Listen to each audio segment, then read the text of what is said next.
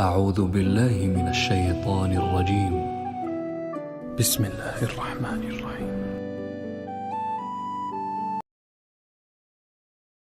بسم اللہ الرحمن الرحیم وَيَسْأَلُونَكَ عَنْ ذِي الْقَرْنَيْنِ قُلْ سَأَتْلُو عَلَيْكُمْ مِنْهُ ذِكْرًا۔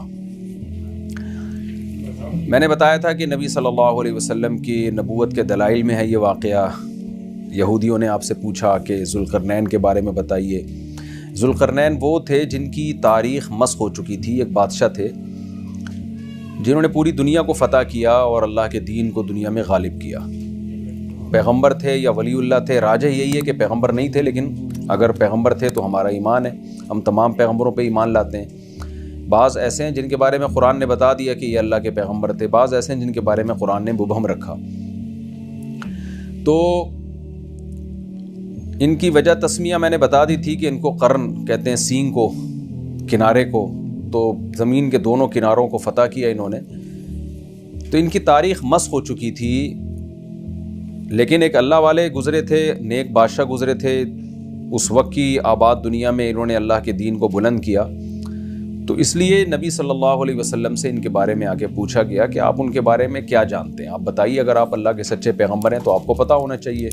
تو وہی نازل ہوئی نبی صلی اللہ علیہ وسلم پر، اور یہ واقعہ اللہ تعالیٰ نے نبی صلی اللہ علیہ وسلم کو بتایا کہ یہ آپ سے ذوالقرنین کے بارے میں کہتے ہیں، قُلْ سَأَتْلُو عَلَيْكُمْ مِنْهُ ذِكْرًا، آپ کہہ دیجئے عن قریب میں تمہیں ان کے بارے میں بتاؤں گا، تذکرہ کروں گا ان کا۔ ان کی تاریخ کیا ہے اس بارے میں دیکھیں، ہمارے پاس قرآن و سنت میں کوئی واضح بات نہیں ملتی۔ تاریخی روایات ہیں جن میں بڑا ٹکراؤ ہے، اور میں ویسے بھی کوشش کرتا ہوں کہ تفسیر کے لیکچر میں قرآن کو اتنا فوکس کروں کہ بس قرآن آپ کی سمجھ میں آئے۔ باقی آپ نیٹ پہ بھی سرچ کر سکتے ہیں اور کتابیں بھی پڑھ سکتے ہیں، بہت کچھ کہا گیا ہے، لیکن اتنی بات قرآن ہی سے پتہ چلتی ہے کہ یہ نبی صلی اللہ علیہ وسلم کے قریب کا واقعہ ہے، کوئی بہت زیادہ پرانا نہیں ہے۔ اور یہ قرآن میں اشارہ ایسے ملتا ہے کیونکہ ذوالقرنین مشرق کی طرف بھی گئے، زمین کا بالکل مشرقی حصہ جہاں آبادی ختم ہو رہی ہے، یا یوں کہہ سکتے ہیں کہ آبادی جہاں سے شروع ہو رہی ہے، اور بالکل زمین کے مغربی حصے میں بھی گئے جہاں آبادی ختم ہو رہی ہے، اور شمال کے حصے میں بھی گئے جہاں شمال میں اینڈ جو تھا آبادی کا۔ تو اس سے پتہ اور جنوب جو تھا نا، اس کا تذکرہ نہیں ہے یہاں، ساؤتھ کا تذکرہ نہیں ہے۔ وجہ اس کی یہ ہے کہ جنوب میں دنیا میں بہت بعد میں آبادی ہوئی ہے۔ ابھی بھی آپ دیکھ لیں، جنوبی ممالک جو آتے ہیں، آسٹریلیا ہے، یا جو ایکویٹر کے اس طرف جو بھی علاقے ہیں لیفٹ سائڈ پہ، یعنی اگر آپ مشرق سے مغرب کی طرف رخ کر کے کھڑے ہوتے ہیں تو ایکویٹر کے جو لیفٹ سائڈ پہ علاقے ہیں وہ افریقہ اور آسٹریلیا۔ تو افریقہ میں بھی آبادی بھی اب بھی بہت کم ہے، تو ایسا معلوم ہوتا ہے کہ اس وقت ساؤتھ میں آبادی تھی نہیں، تبھی ذوالقرنین مشرق کی طرف گئے ہیں، اور ویسٹ کے انتہا میں گئے اور ساؤتھ کی طرف گئے ہیں۔ تو یہ تین جگہیں جہاں دنیا آباد تھی، اور پہلے آبادی دنیا میں یہی ہوئی ہے۔ آسٹریلیا تو میرا خیال ہے دریافت بھی بہت بعد میں ہوا ہے۔ تو ان ملکوں میں ذوالقرنین نہیں گئے، لیکن یہ ان جگہوں پہ ذوالقرنین نہیں گئے، یعنی تین جگہوں پہ بہت زیادہ آبادی تھی اس وقت۔ تو یہ آبادی کا ہونا اس کی علامت ہے کہ یہ کوئی بہت زیادہ پرانا تاریخی واقعہ نہیں ہے کہ جس وقت دنیا کے مخصوص علاقوں میں آبادی تھی۔ ہمیں قرآن سے پتہ چلتا ہے کہ دنیا میں جو سب سے پہلے آبادی جہاں زیادہ پھیلی ہے، یہ وہ علاقے ہیں جو شمال کی طرف ہیں زمین کے، یعنی شمال کی طرف، جیسے ایکویٹر کے رائٹ سائڈ پہ، اگر آپ مشرق سے مغرب کی طرف رخ کر کے کھڑے ہوتے ہیں تو ایکویٹر کے جو رائٹ سائڈ ہے اور مغربی، یہ دو، یعنی شمال میں، نارتھ میں اور ویسٹ میں، اس طرف دنیا میں اولین آبادی اس طرف ہے، تبھی زیادہ تر پیغمبروں کے واقعات بھی یہیں سے متعلق ہیں، اور یہاں جو قدیم انسانی تہذیب اور جو قدیم آبادی کے آثار بھی یہیں سے زیادہ ملتے ہیں۔ تو اتنی بات بہرحال ثابت ہو گئی کہ یہ علاقے اس وقت آباد تھے، تو ظاہر ہے یہ کوئی بہت پرانا واقعہ نہیں ہے، یہ نبی صلی اللہ علیہ وسلم کے دور کے قریب کا واقعہ ہے، یا کم سے کم یہودیوں، یعنی حضرت ابراہیم علیہ السلام کے دنیا میں آنے کے بعد کا واقعہ ہے، کیونکہ بہت بڑی آبادی پر یہودیوں کی حکومت تھی، تو اسی دور کے کوئی یہ بادشاہ گزرے ہیں کہ انہوں نے بھی بہت بڑا علاقہ فتح کیا۔ وَيَسْأَلُونَكَ عَنْ ذِي الْقَرْنَيْنِ، یا آپ سے ذوالقرنین کے بارے میں پوچھتے ہیں، آپ ان کو بتا دیجئے کہ ان قریب میں اس کا تذکرہ تم سے کروں گا۔ اِنَّا مَكَّنَّا لَهُ فِي الْأَرْضِ، ہم نے ان کو زمین میں ٹھکانہ دیا تھا، وَآتَيْنَاهُ مِنْ كُلِّ شَيْءٍ سَبَبًا، اور ہر طرح کے وسائل ہم نے ذوالقرنین کو دیے تھے۔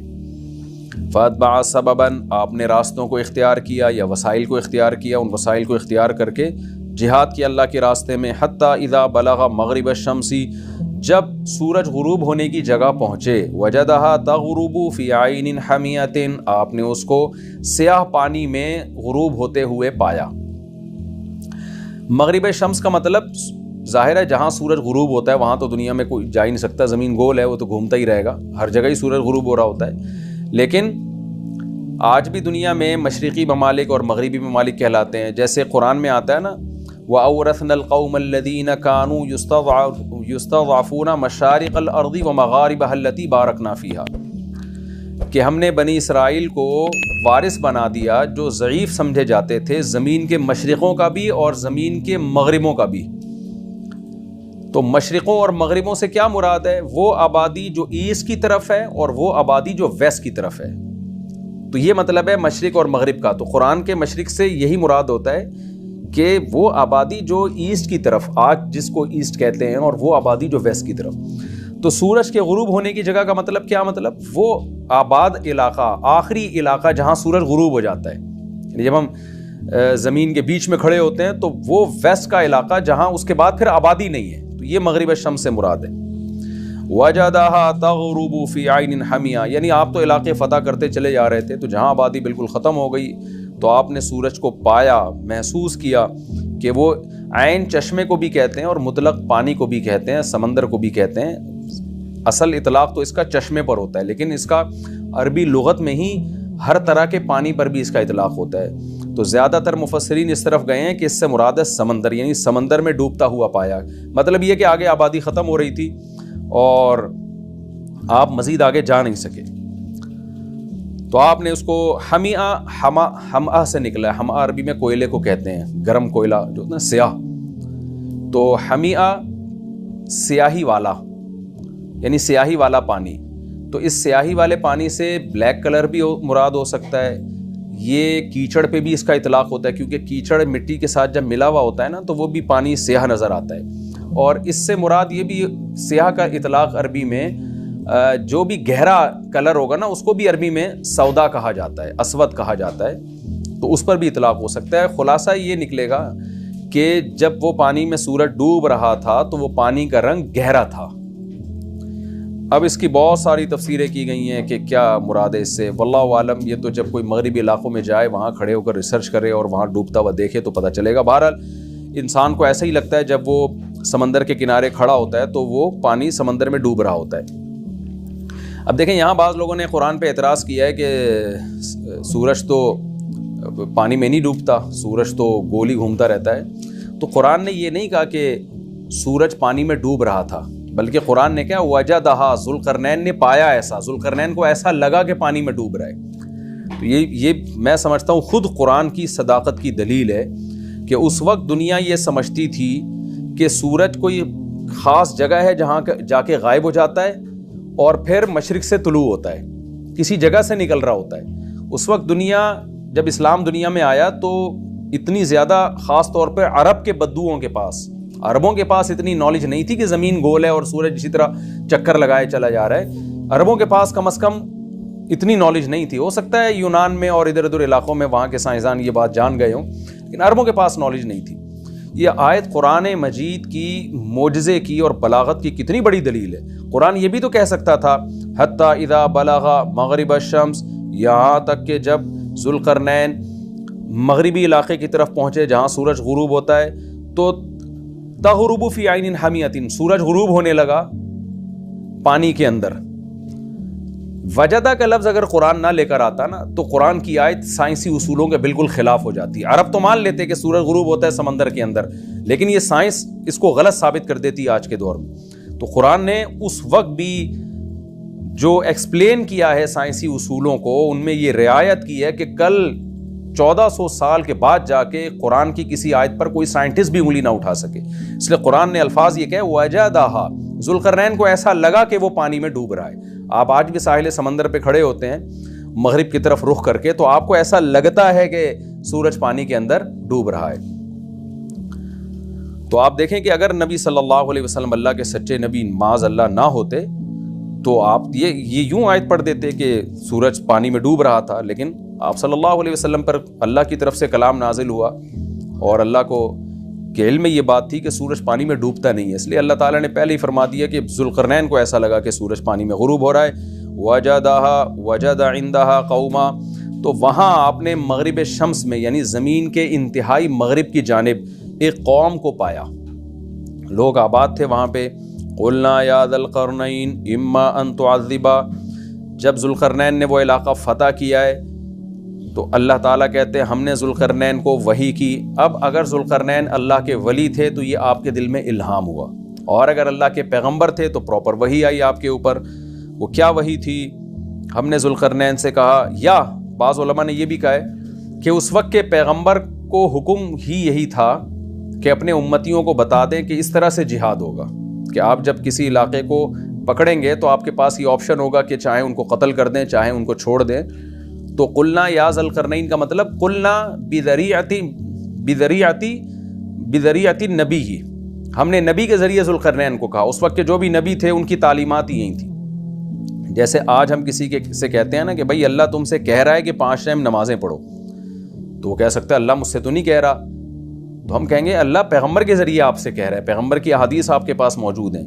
تو حضرت ذوالقرنین کو یا تو اللہ نے ڈائریکٹ وحی کی یا الہام کیا، یا وقت کے پیغمبر کی تعلیمات حضرت ذوالقرنین کے پاس پہنچی تھیں۔ وہ تعلیمات یہی تھی کہ جو قوم آپ نے پکڑی ہے، جو گرفتار ہوئے ہیں جنگ کے ذریعے، جو علاقہ فتح ہوا ہے، ان کے ساتھ ان 2 میں سے ایک معاملہ آپ کریں۔ وہ معاملہ کیا ہے؟ اما ان تعذبا، اے ذوالقرنین یا تو ان کو عذاب دے، واما ان تتخذ فیہم حسنا، یا آپ کے پاس یہ بھی آپشن ہے کہ آپ ان میں کے ساتھ اچھا سلوک کریں، ان کو چھوڑ دیں آپ۔ تو آپ کے پاس دونوں آپشن ہیں، جو چاہیں آپ کریں۔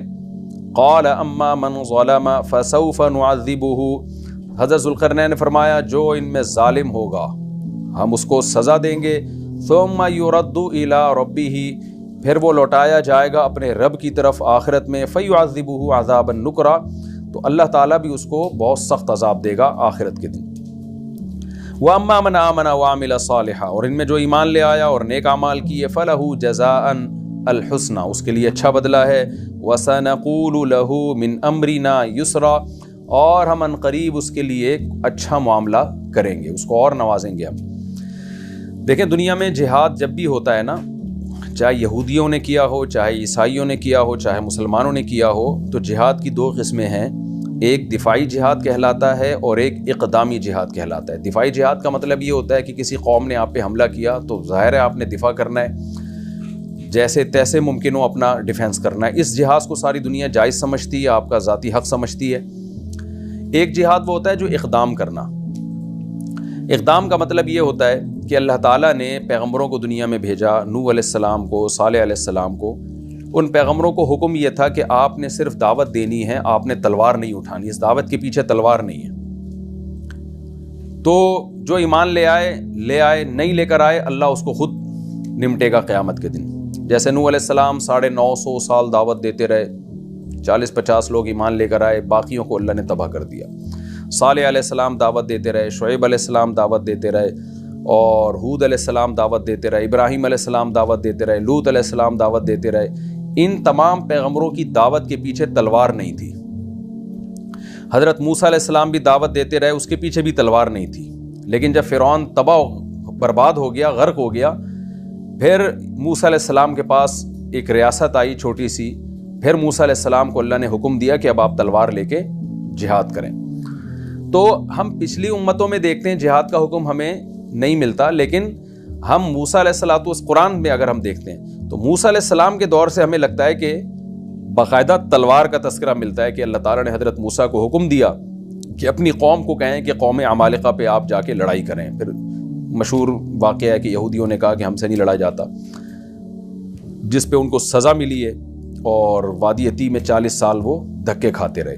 تو وہاں قوم عمالقہ نے کوئی حملہ نہیں کیا تھا موسیٰ علیہ السلام پر، بلکہ موسیٰ علیہ السلام کو خود حکم تھا کہ آپ نے ان کے اوپر حملہ کرنا ہے۔ اس کے بعد جو سلیمان علیہ السلام کی تاریخ ہے، داؤد علیہ السلام کی تاریخ ہے، یہاں اسٹیٹ تھی اور باقاعدہ یہاں سے حملے ہوتے رہے ہیں دوسری ریاستوں پر، جس کی وجہ سے یہودیوں کی ایک بہت بڑی ریاست دنیا میں قائم ہو گئی۔ تو یہ کہلاتا ہے اقدامی جہاد۔ اس کا فلسفہ یہ ہے کہ یہ زمین اللہ کی ہے، تو اللہ تعالیٰ صرف انسانوں سے یہ مطالبہ نہیں کرتے کہ جو ایمان لانا چاہے لے آئے, جو نہ لانا چاہے اس کو اپنے حال پہ چھوڑ دو. ٹھیک ہے, زبردستی کسی کو مسلمان نہیں بنایا جائے گا, لیکن زمین پر جو نظام چلے گا وہ اللہ کا چلے گا نظام. تو اس نظام کو قائم کرنے کے لیے تلوار اٹھانے کا حکم ہے.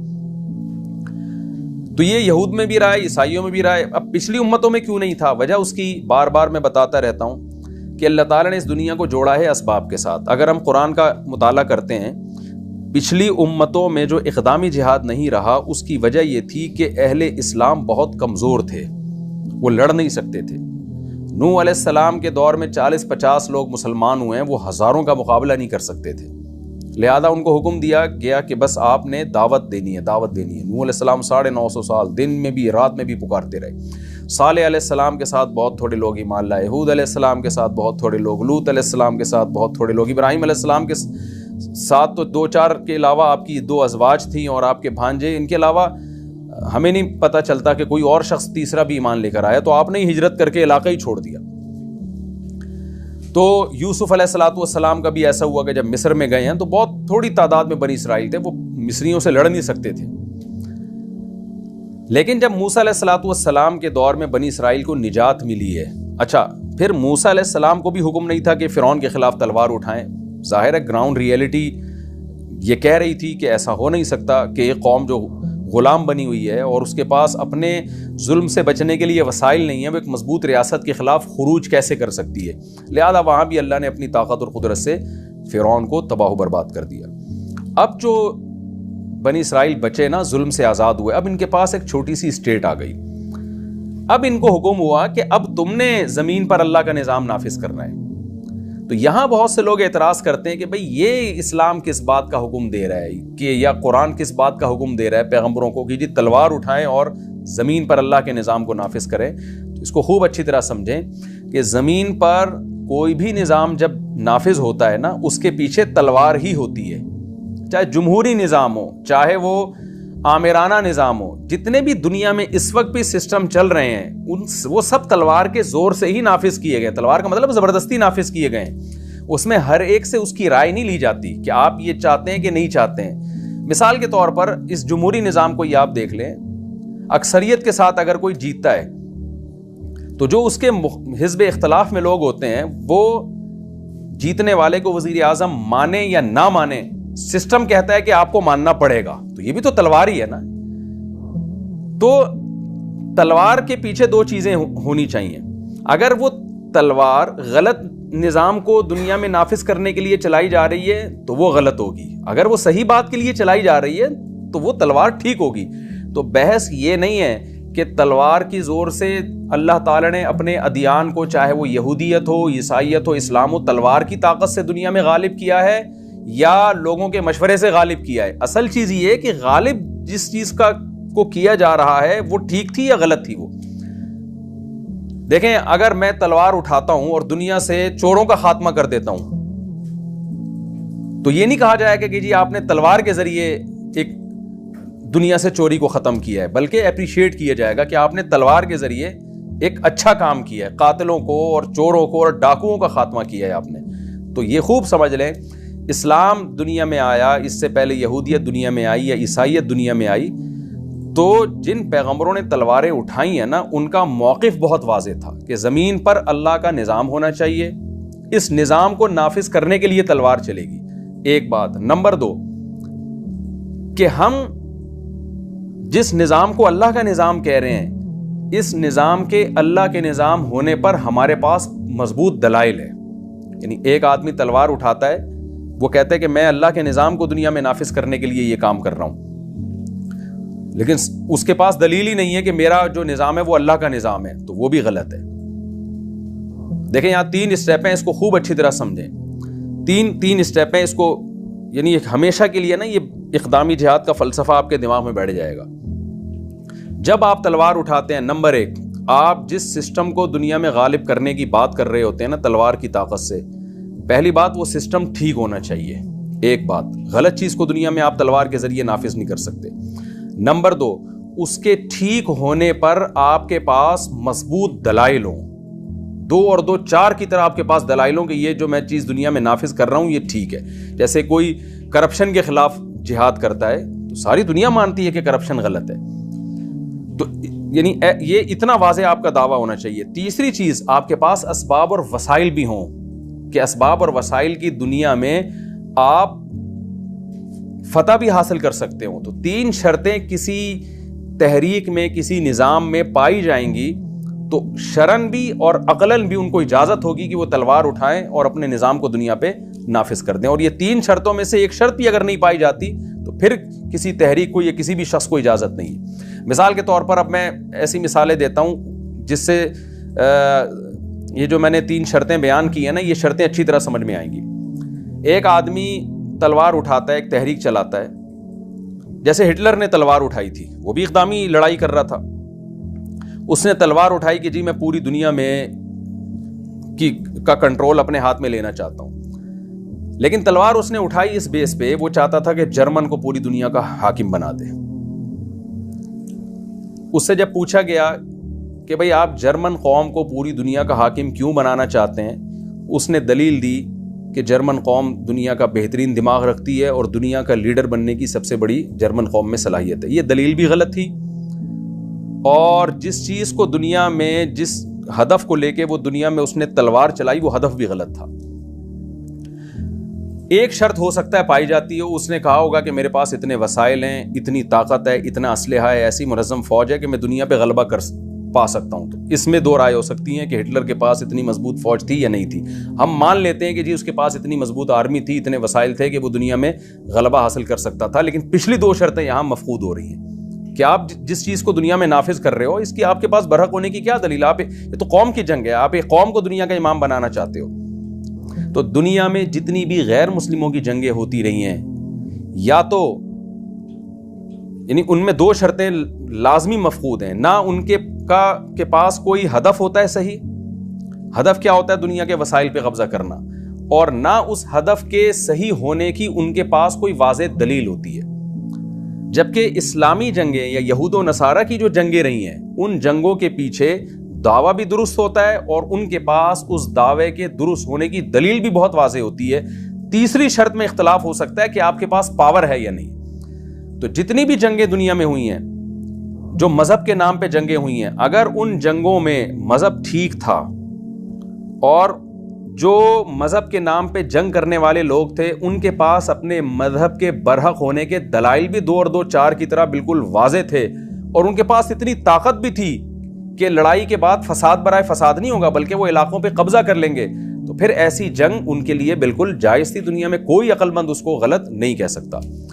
تو یہ اقدامی جہاد ہے جو اسلام میں بھی رہا ہے، یہودیوں میں بھی رہا ہے اور عیسائیوں میں بھی رہا ہے. اور میں بار بار یہ بات کہتا ہوں، ہمارے ایک دوست اٹلی گئے نا، تو انہوں نے کہا کہ وہاں پہ ایک اٹلی میں جو ایک سٹی ہے جو پانی پہ ہے، اس کا نام اس وقت میرے ذہن سے نکل گیا، میں ہو کے بھی آیا ہوں، چاروں طرف پانی ہے. تو وہاں ایک بورڈ انہوں نے لگا کے رکھا ہوا ہے کہ مسلمان فاتحین جب یورپ میں داخل ہوئے تو جو ناجائز قبضہ انہوں نے کیا اور تلواریں چلائی تو ہم بھاگ کے ان جزیروں میں محصور ہو گئے تھے. تو میرے دوست نے مجھے اٹلی سے فون کیا کہ یہ 2 مسلمان فاتحین کے بارے میں اس طرح کے بورڈز پہ یہاں چیزیں لکھی ہوئی ہیں. میں نے ان سے کہا کہ ان سے آپ یہ کہنا کہ یورپ جو عیسائیوں کے ہاتھ میں آیا نا، تو وہ بھی فاتحین ہی آئے تھے، وہاں پہ یہودیوں کو بھگایا تھا ان فاتحین نے. تو آپ نے جو یورپ پہ قبضہ کیا تھا وہ بھی مذہب کی بیس پہ کیا تھا کہ آپ کے پیچھے عیسیٰ علیہ السلام کی دعوت تھی اور آپ کا یہ ہدف تھا کہ حضرت عیسیٰ برحق نبی ہیں، اور جو نبی برحق ہوتا ہے اسی کی تعلیمات کو دنیا میں ہم نے غالب کرنا ہے. تو آپ کے مقابلے میں یہودی کھڑے ہوئے، آپ نے یہودیوں سے علاقے چھین کے ان پہ قبضہ کیا.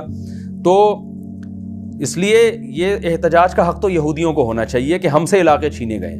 پھر ہم یہودیوں کی طرف آتے ہیں تو یہودی اگر کہے گا ہم پہ ظلم ہوا، عیسائیوں نے جنگیں لڑ کے ہم سے ہمارے علاقے چھینے، تو ہم یہودیوں سے بھی یہ کہیں گے کہ جناب آپ نے بھی داؤد علیہ السلام اور سلیمان علیہ السلام کی قیادت میں جہاد ہی کیا تھا. اس وقت آپ کا دعویٰ یہ تھا کہ داؤد علیہ السلام کا دین سچا ہے، سلیمان علیہ السلام کا دین سچا ہے، موسیٰ علیہ السلام کا دین سچا ہے، لہذا اس دین کو دنیا میں غالب ہونا چاہیے. اور آپ کے پاس اس کے برحق ہونے کے دلائل بھی تھے اور آپ کے پاس طاقت بھی تھی اور یہ مذہب بھی واقعی برحق تھا، لہذا آپ کا حق تھا کہ آپ دنیا پہ حکومت کریں. تو آپ نے حکومت کی.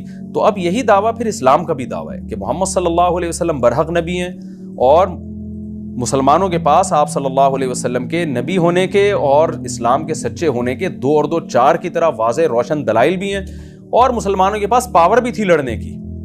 100% پاور کا ہونا تو ضروری نہیں ہے، آدھی پاور بھی ہو تو قرآن نے مدد کا وعدہ کیا ہے، تو جذبہ بھی تھا، تو اسی جذبے کے تحت اگر مسلمانوں نے آپ کے علاقوں پہ قبضہ کر لیا تو کوئی نیا کام نہیں ہوا ہے، وہی کام ہوا ہے جو یہودی پہلے مشرکین کے خلاف کرتے رہے، پھر عیسائی یہودیوں کے خلاف کرتے رہے، اور اس کے بعد مسلمان فاتحین پھر دونوں کے خلاف کرتے رہے ہیں، کوئی اچھمبے کی بات نہیں ہے، تو یہ دنیا کا رواج بھی ہے اور عقل بھی اسی کو درست کہتی ہے۔ اور پھر ہم جو مشرکین ہیں، جو اقدامی جہاد کے قائل نہیں ہیں، جو بت پرست ہیں، ان کی بھی ماضی اگر تاریخیں اٹھا کے دیکھیں تو ان کے پاس بھی آج جتنے علاقے ہیں وہ بھی سارے تلوار کی طاقت سے ہی انہوں نے فتح کی ہے۔ یہ تو جمہوری نظام دنیا میں اب آیا ہے، پہلے تلواریں ہی چلتی نہیں ہیں۔ محمد بن قاسم کے بارے میں کہا جاتا ہے نا کہ یہ علاقہ تو راجہ داہر کا تھا، محمد بن قاسم نے وہاں سے آ کے سندھ پہ حملہ کر کے جبراً سندھ کو فتح کر کے اسلام میں اور اسلامی ریاست میں داخل کیا، تو یہ تو اصل میں تو ہندوؤں کا تھا اور راجہ داہر کا تھا۔ تو وہاں بھی ہے کہ راجہ داہر کون سا الیکشن کے ذریعے آیا تھا، راجہ داہر بھی تلوار کی طاقت سے ہی اس نے ان علاقوں پہ قبضہ کیا تھا، تو تلوار ہی کی طاقت سے دنیا میں حکومتیں ہمیشہ قائم ہوئی ہیں۔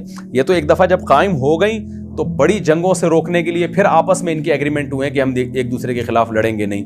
تو یہ میں نے پوری جو لمبی چوڑی تقریر کی ہے نا آپ کے سامنے، یہ اسلام کے اقدامی جہاد کو سمجھانے کے لیے۔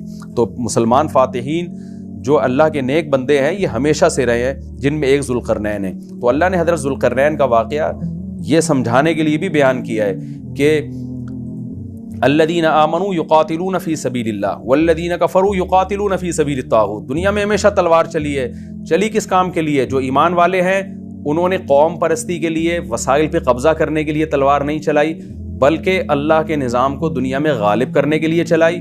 والذین کفروا یقاتلون فی سبیل الطاغوت، اور جو خدا کو نہیں ماننے والے انہوں نے بھی تلواریں چلائی ہیں لیکن شیطانی نظام کو دنیا میں نافذ کرنے کے لیے۔ تو ذوالقرنین کا واقعہ بھی جو اصل سبق ہمیں اس سے ملتا ہے وہ یہ ملتا ہے کہ اللہ کے نیک بندوں نے تلواریں اٹھائی ہیں اور دنیا میں اللہ کے نظام کو نافذ کیا ہے۔ اور یہ ٹاپک میں ایک بات پہ ختم کرتا ہوں، وہ یہ کہ اگر کوئی غیر مسلم کہتا ہے نا کہ اسلام تلوار کے زور سے پھیلا ہے، تو آپ اس کو یہ کہہ دیا کریں کہ اسلام نے تلوار کے زور سے نمازوں کو پھیلایا، توحید کو پھیلایا، دنیا سے زنا کو ختم کیا، شراب کو ختم کیا، سودی نظام کو ختم کیا۔ تم نے جو تلوار چلائی ہے، تم نے دنیا کو زنا سے بھر دیا، تم نے زنا میں دنیا میں شراب کو عام کر دیا، تم نے ماں باپ کے لیے اولڈ ہاؤس بنا کے اولڈ ہاؤس میں جمع کرنے کے کلچر کو پروموٹ کیا۔ تو تلوار دنیا میں ہر جگہ چلی ہے، مسلمان کی تلوار سے رشتہ داری جوڑنے کا نظام پیدا ہوا اور پاک دامنی کا نظام پیدا ہوا، ایک خدا کی عبادت پہ لوگ آئے، اور کفر کی تلوار سے دنیا میں بے غیرتی اور بے حیائی پھیلی ہے، جو آج ساری دنیا اپنی آنکھوں سے دیکھ رہی ہے، خودکشیاں پھیلی ہیں۔ تو تلوار تو دونوں نے چلائی ہے، لیکن تلوار سے نافذ کیا گیا ہے اس کو دیکھنا پڑے گا۔ تو یہ حضرت ذوالقرنین کے واقعے سے بھی ہمیں سبق ملتا ہے کہ آپ نے بھی تلوار، تو دنیا میں سارے فاتحین تلوار ہی چلاتے رہے ہیں۔ قال اما من ظلم فسوف نعذبه ثم يرد الى ربه۔ اللہ تعالیٰ فرماتے ہیں کہ جب ذوالقرنین نے علاقہ فتح کیا تو ہم نے ذوالقرنین کو کیا کہا؟ اما ان تعذبہ، آپ کو اختیار ہے، آپ چاہیں تو ان کو عذاب دیں۔ کیا مطلب؟ قتل کر دیں ان کو، میدان جنگ میں پکڑے گئے ہیں، لڑائی کے بعد پکڑے گئے ہیں، تو آپ کو یہ حق ہے قتل کر دیں۔ وَإِمَّا أَن تَتَّخِذَ فِيهِمْ حُسْنًا، یہ بھی آپ کے پاس حق ہے، اس زمانے کی شریعت میں ایسا ہی ہوگا کہ آپ ان پر احسان کر کے ان کو چھوڑ دیں۔ تو آپ کو اللہ نے دونوں اختیار دیے، اس زمانے کی شریعت میں ایسا ہی تھا۔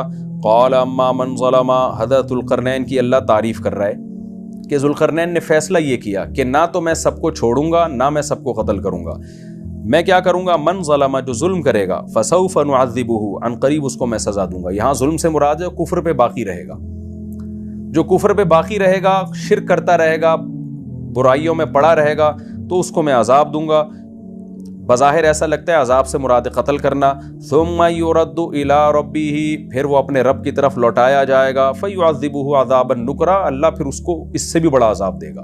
دنیا میں تو یہ عذاب ملے گا، آخرت میں اس سے بھی بڑا عذاب ہوگا۔ اس سے پتہ چلتا ہے کہ پچھلی امتوں میں شاید جزیے کا رواج نہیں تھا، یہ تو اسلام نے احسان کیا کہ تلوار سے آپ نے کسی کو مسلمان نہیں کرنا، بلکہ ہماری شریعت میں حکم یہ ہے اللہ کا، اب تو اقدامی جہاد ہی ختم ہو گیا کیونکہ مسلمانوں کے پاس طاقت ہی نہیں، اپنے ملکوں کو بچانا مسلمانوں کے لیے مشکل ہو گیا ہے۔ لیکن پچھلی امتوں میں جب پچھلے جو مسلمانوں کے ماضی میں جب جہاد ہوا ہے تو ہماری شریعت نے ہمیں، قرآن میں بھی ہے یہ حکم اور احادیث میں تو بہت ہی واضح ہے کہ کسی بھی علاقے کو جب فتح کیا جائے گا تو تلوار کے زور سے کسی کو مسلمان نہیں بنایا جائے گا، بلکہ ان کو پہلے دعوت دی جائے گی. اگر وہ اسلام قبول کر لیتے ہیں تو ان کو چھوڑ دیا جائے گا, اگر اسلام قبول نہیں کرتے تو تلوار چلے گی, اور تلوار کے بعد پھر ان پہ جزیے کو نافذ کیا جائے گا, ان کے جان اور مال کا تحفظ کیا جائے گا, اور ان کی عبادت گاہوں کو بھی باقی رکھا جائے گا, اور ان سے ایک مخصوص قسم کا ٹیکس لیا جائے گا ہر سال, جو بہت تھوڑا ہے. ہم فقہ کی کتابیں جب پڑھاتے ہیں طلبہ کو تو اس میں اس پوری جو جزیہ کی مقدار کتنی ہوگی, مالدار پہ مالدار کتنا جزیہ دے گا, ایک متوسط درجے کا غیر مسلم کتنا جزیہ دے گا, اور غریب کتنا دے گا, یہ پوری ڈیٹیل فقہ کی کتابوں میں فقہاء نے قرآن و حدیث سے نکال کے لکھی ہوئی ہے. لیکن یہاں اس کا موقع نہیں ہے, لیکن وہ بہت تھوڑی ہے اور وہ قسطوں میں لی جاتی ہے, بہت تھوڑی, اور اس کے بدلے میں جو ان کو بینیفٹس ملتے ہیں بہت زیادہ ملتے ہیں کہ ان کو پوری آزادی مل جاتی ہے. پھر تو ایسے غیر مسلموں کو ذمی کہا جاتا ہے. تو اسلام نے تو بہت زیادہ یعنی غیر مسلموں کے ساتھ رواداری والا معاملہ کیا ہے. یہ رواداری والا معاملہ اسلام سے پہلے یہود اور نصارہ میں نہیں تھا, یعنی ان کی شریعت سخت تھی اس معاملے میں. ہماری شریعت نے بہت ہمیں چھوٹ دی ہے کہ آپ غیر مسلم کو قتل نہیں کر سکتے اس بیس پہ کہ وہ کلمہ نہیں پڑھتا. لیکن آپ دیکھیں ذوالقرنین کو اللہ نے اجازت دے دی کہ چاہو تو بھائی سب کو قتل کر دو. ذوالقرنین نے کہا جو ظلم سے بچ جائے گا, یعنی شریعت کو فالو کرے گا, میں اس کے ساتھ اچھا سلوک کروں گا, جو نہیں کرے گا میں اس کو سزا دوں گا. تو اس شریعت میں اجازت تھی, ہماری شریعت میں نہیں ہے. لیکن ہماری شریعت میں بھی یہ محدود وقت کے لیے, جب حضرت عیسیٰ ابن مریم علیہ السلام نازل ہوں گے تو صحیح احادیث سے پتہ چلتا ہے وَيَضَعُ الْجِزْيَةَ, حضرت عیسیٰ کے دور میں جزیہ ختم ہو جائے گا. اما الاسلام و اما السیف, یا تو تلوار ہوگی یا اسلام ہوگا. یعنی حضرت عیسیٰ جب نازل ہوں گے تو وہاں بالکل یہی حکم ہوگا جو ذوالقرنین کو اللہ نے حکم دیا تھا. بلکہ ذوالقرنین کو تو اجازت دی تھی کہ آپ چاہیں تو ان کو چھوڑ دیں, چاہیں تو سزا دیں, لیکن عیسیٰ ابن مریم کو اجازت نہیں ہوگی. وہاں یہی ہوگا کہ اللہ کی حجت بندوں پر اتنی تمام ہو چکی ہے کہ حضرت عیسیٰ علیہ السلام کو حکم ہوگا کہ اس وقت جو مجاہدین ہیں, جو اسلام قبول کرے گا تو بچے گا, نہیں کرے گا تو اس کو قتل کیا جائے گا. لیکن خوب سمجھ لیں آج یہ حکم نہیں ہے, ہمیں اجازت نہیں ہے کہ ہم آج کسی غیر مسلم کو قتل کر لیں, قطعاً اس کی اجازت نہیں ہے. تو یہ دو مسئلے میں ایک بتا دوں, ایک تو حضرت عیسیٰ کا, اور ایک مسئلہ ہے کہ عرب میں اگر کوئی غیر مسلم ہے جب اس کے خلاف جہاد ہوگا تو کیا ہوگا. تو اس بارے میں امام ابو حنیفہ کا موقف یہ ہے کہ عرب کے خلاف جب لڑائی ہوگی تو اس میں بھی جزیہ نہیں ہے, یا تو اسلام ہے یا تلوار ہے. تو ماضی میں جو لڑائیاں عربوں کے خلاف ہوتی رہی ہیں, امام ابو حنیفہ کا موقف یہ ہے کہ ان سے جزیہ نہیں لیا جائے گا, اور دلیل اس کی یہی ہے کہ عربوں پہ حجت تمام ہو چکی ہے, قرآن ان کی زبان میں نازل ہوا ہے, وہ تو قرآن کو اچھی طرح سمجھتے ہیں, اس کے بعد ان پر حجت تمام ہو چکی ہے, لہذا ان کے لیے حکام سخت ہیں. جو عجمی ہیں ان کے لیے حکام نرم ہیں. اور جیسے عیسیٰ ابن مریم نازل ہوں گے نا جب, تو اسلام کے سچے ہونے کے دلائل دنیا میں اتنے واضح ہو چکے ہوں گے. سنوریہم آیاتنا فی الآفاق, قرآن کہتا ہے ہم اسلام کے برحق ہونے کے دلائل ان کو دکھاتے رہیں گے. تو عیسیٰ ابن مریم کے دور میں 2 اور 2 4 کی طرح اتنا واضح ہو چکا ہوگا اسلام, اور اسلام کی دعوت بھی اتنے بھرپور طریقے سے پہنچ چکی ہوگی کہ اللہ کی حجت لوگوں پہ تمام ہو جائے گی. پھر کوئی یہ کہے کہ میری سمجھ میں اسلام نہیں آ رہا, اس کا مطلب بہت زیادہ ہٹ دھرم اور ضدی ہی ہے. لہذا اس وقت بھی حکم سخت ہو جائے گا کہ بھئی اما الاسلام, یا تو اسلام یا پھر تلوار, تیسرا آپشن جزیے کا آپ کے پاس نہیں ہے. لیکن عیسیٰ ابن مریم کے آنے سے پہلے عربوں کے بارے میں تو وہی حکم ہے کہ اما الاسلام و اما السیف. لیکن اختلافی مسئلہ میں نے بتایا, یہ صرف امام حنیفہ کا موقف ہے, باقی تینوں ائمہ اس کے قائل نہیں ہیں. وہ کہتے ہیں عربوں سے بھی جزیہ لیا جائے گا, لیکن امام حنیفہ کہتے ہیں عربوں پہ حجت تمام ہو چکی ہے. ان کے الگ الگ دلائل ہیں, اس میں جانے کا کوئی زیادہ فائدہ نہیں, اور ویسے بھی آج کل اقدامی جہاد تو ہے نہیں. تو اس ڈیٹیل میں جب عیسیٰ علیہ السلام کے دور میں اقدامی جہاد شروع ہوگا تو ویسے ہی جزیہ کے حکام ختم ہو چکے ہوں گے. اللہ کرے کہ اس سے پہلے مسلمانوں کے پاس اتنی طاقت آ جائے, خلافت قائم ہو جائے, ریاست قائم ہو جائے مضبوط جیسے ہوا کرتی تھی. یہ تو اب اللہ کی مرضی ہے. میرا مقصد تو صرف ابھی فقہی احکام بیان کرنا ہے. تو اس وقت بھی جو ہے نا حجت تمام ہو چکی ہوگی, لہذا اس وقت اسلام یا تلوار. تو یہاں حضرت ذوالقرنین کو اللہ نے کیا فرمایا, اما ان تعذب و اما ان تتخذ فیہم حسنا, چاہے تو آپ قتل کر دیں, چاہے تو آپ اچھا سلوک کریں. حضرت ذوالقرنین نے کہا جو ظلم کرے گا قتل کروں گا, پھر اللہ اس کو عذاب دے گا. واما من آمن وعمل صالحا فلہ جزاء الحسنى, جو ایمان لا کے نیک اعمال کرے گا اس کو بہت اچھا بدلہ دوں گا, اور سنقول لہ من امرنا یسرا, اس کے ساتھ میں اچھا معاملہ کروں گا. ثم اتبع سببا, وہ علاقہ فتح کر کے وہاں ذوالقرنین نے اپنا کوئی نائب بٹھا کے حکومت قائم کر کے ذوالقرنین وہاں سے نکلے.